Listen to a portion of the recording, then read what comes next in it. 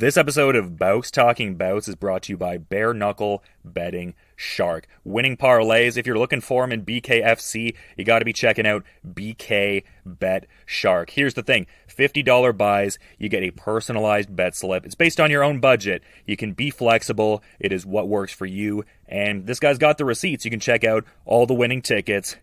You can peep them, and you can do so at Bare Knuckle Betting Shark. Check him out on Instagram and get with it.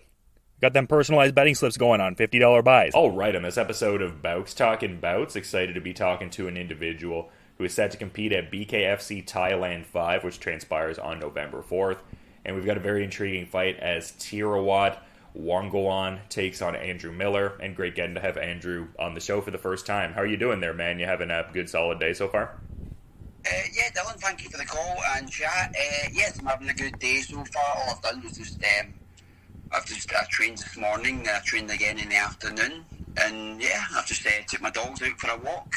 Now I'm back and sitting relaxing. That sounds like a perfect day. A lot of training and some time with the dogs. That's always good. That's it, man. That's my happiness.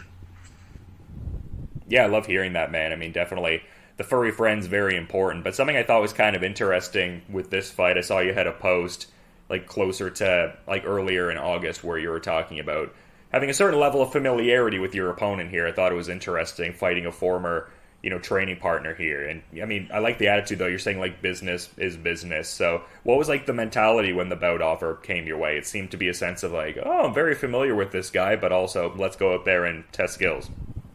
Yeah. Well, that was that. As soon as Nick Chapman gave me the message about it, and I was like, okay, yeah, no problem. As it says, you can be friends afterwards. So it's okay. Business is business. So yeah, we get it done.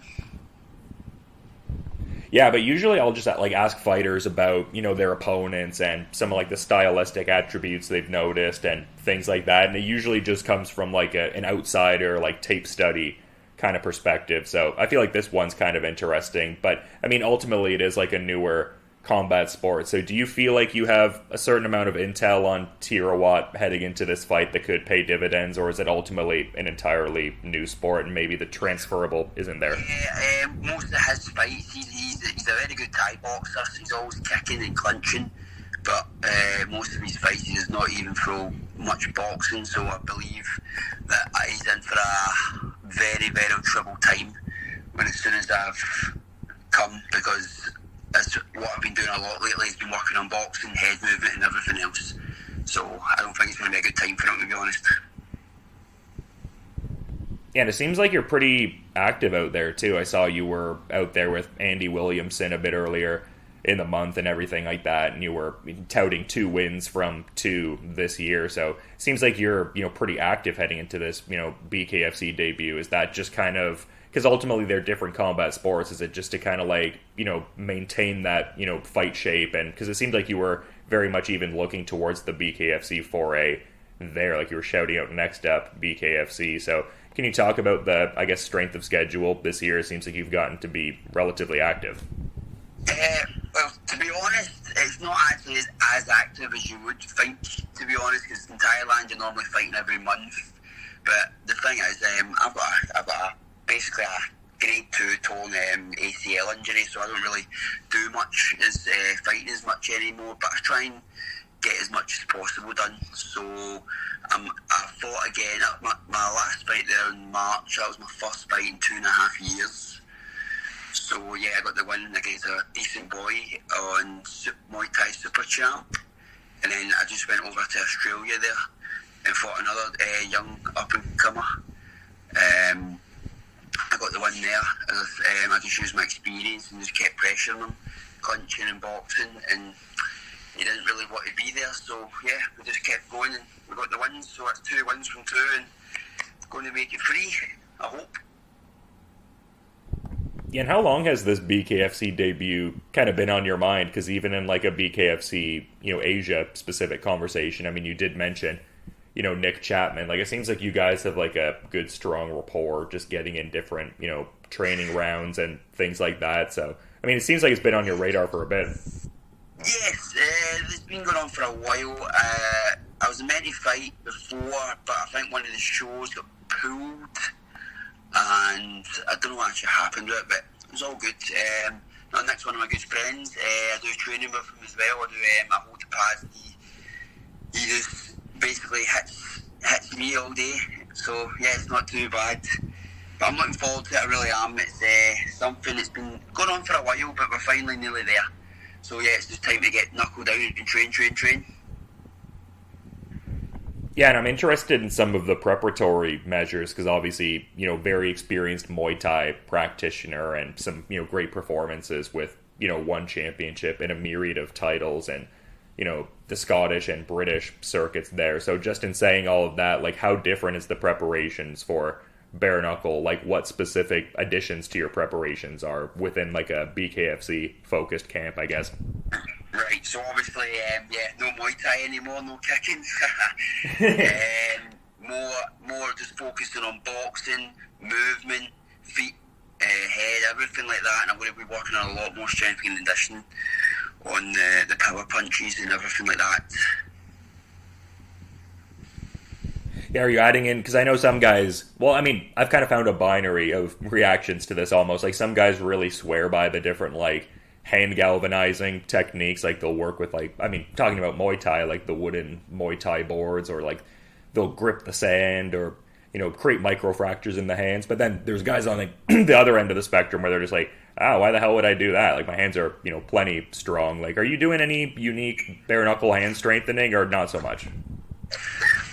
Nope, we just see what happens to my hands come November 4th. That's about it.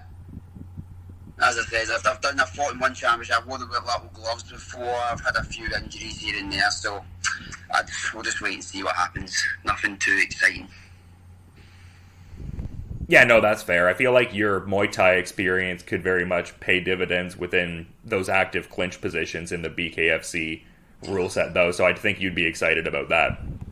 Yes, coming in short, keeping it in clinch, dirty boxing. Yes, it's all good fun.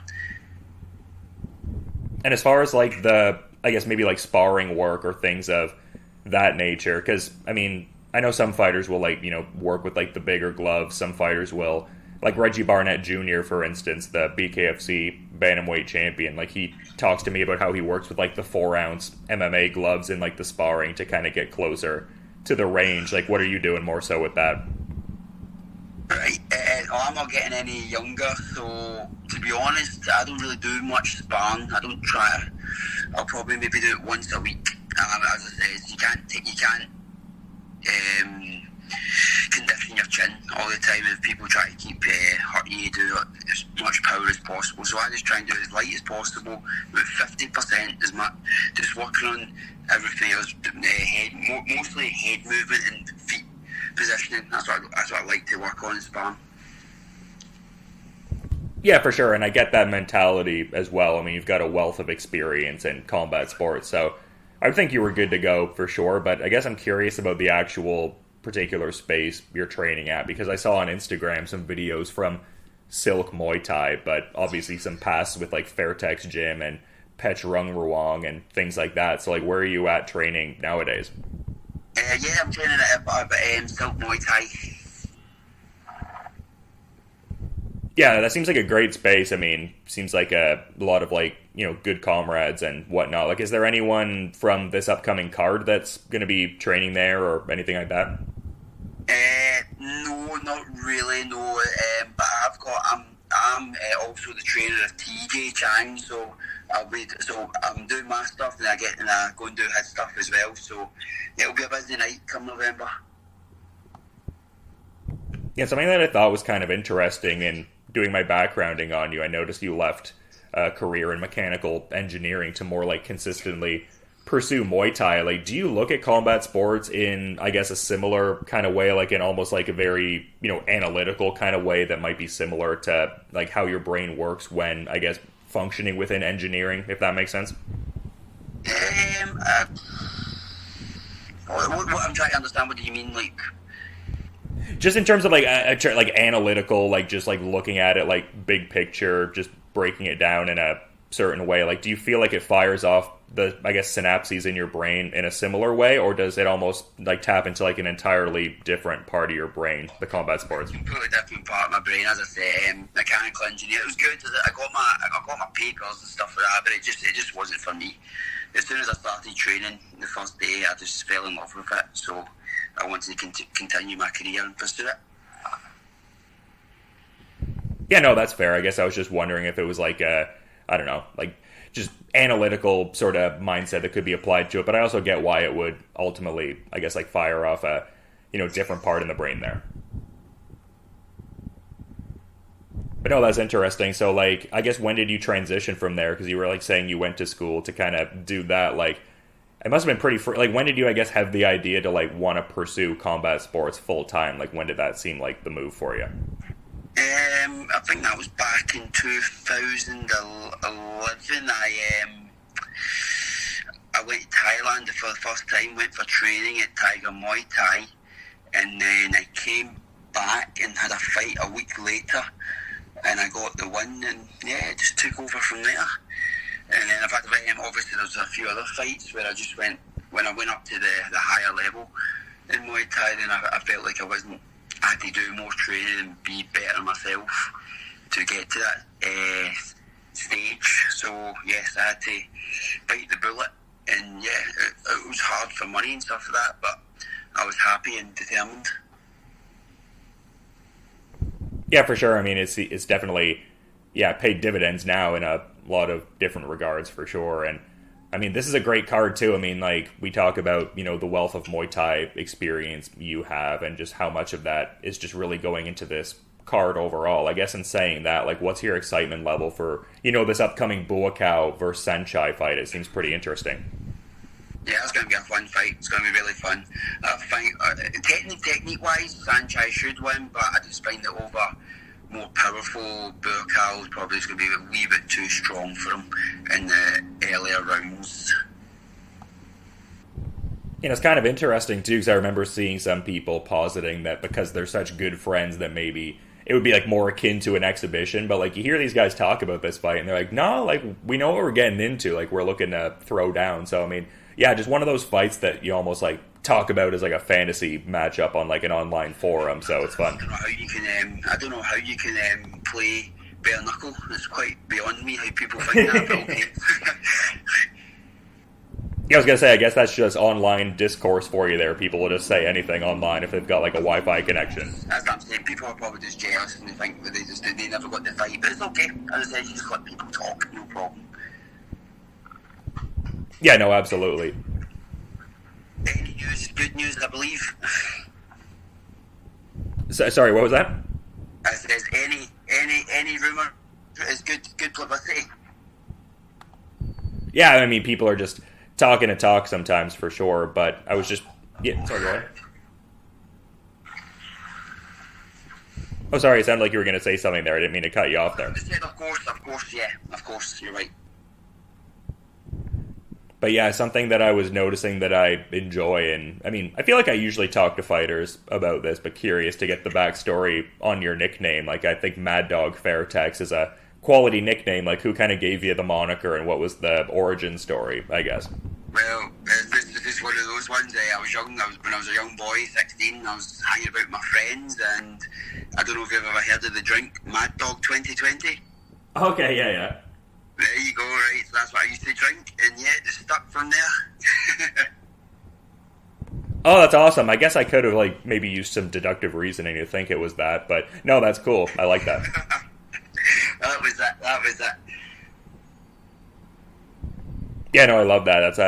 That's a good moniker for sure, and I think it's kind of versatile too. It's like, I like nicknames where it's like there could be like a few interpretations. Like, it's like, oh, Maddog Fairtex. Like, maybe you think it's like a tough, like, has a certain grit to it kind of thing, and it's like, oh yeah, it's like a little more playful. Like, still a cool nickname, but yeah.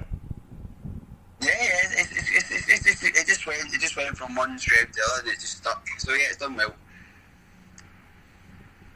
Yeah, no, that's fun, man. I just love a good nickname backstory. I guess I'm kind of curious about just how you're looking at this. I mean, obviously you're not overlooking the particular fight, but do you have like an idea for like what you would like to do in BKFC going forward? Like, do you have a particular idea of like what you would like your arc to be, like in the sense of, is there like a couple, or is there a certain number of fights you'd like to have, or certain, yeah. The reason why I'm doing it is because I'm nervous and anxious about it, but that's what makes me get up in the morning and want to train and fight on it. As I say, if you've got nothing, if it doesn't excite you, then it doesn't get me up. So this is one of the things that excites me. But definitely not overlooking my opponent, no way at all. As I says, I'm going to be in there training 110%, and hopefully get my hand raised. And going forward, I don't really know. As I says, I need to talk to my family because they're not really too happy anymore with all this, especially the bare knuckles. So, but as I said, you never say never.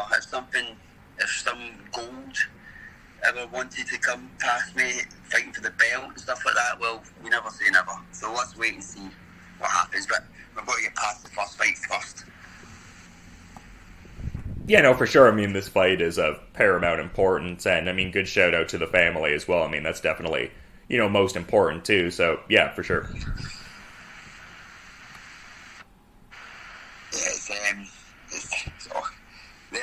Their nerves and everything like that. Theirs is not the best when I'm fighting. So yes, I think it'd be prefer if I just hung up the gloves after this. But we'll wait and see. I was going to say, if you wanted to get cheeky, you could say, like, oh, I hung up the gloves and just keep doing BKFC. Yeah, just keep doing it. Just don't post on social media.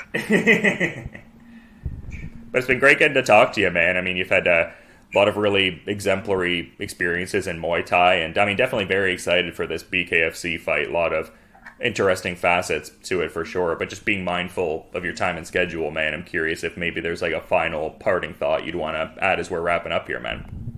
Yeah, I'm just, as I said, just hopefully everyone is listening and going to be reading or whatever this is, just get ready to watch BKFC Thailand November the 4th.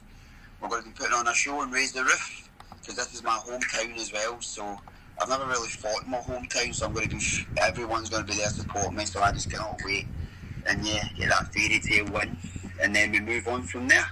So thank you very much, everyone. Let's go. Yeah, it's going to be a stellar fight. Really excited to see you step in the ring against Teerawat Wongaon, and should be a great card with BKFC Thailand 5, and definitely excited for November 4th. But until then, you have a... The top of the card is just, it's static. It's just brilliant. Fireworks everywhere.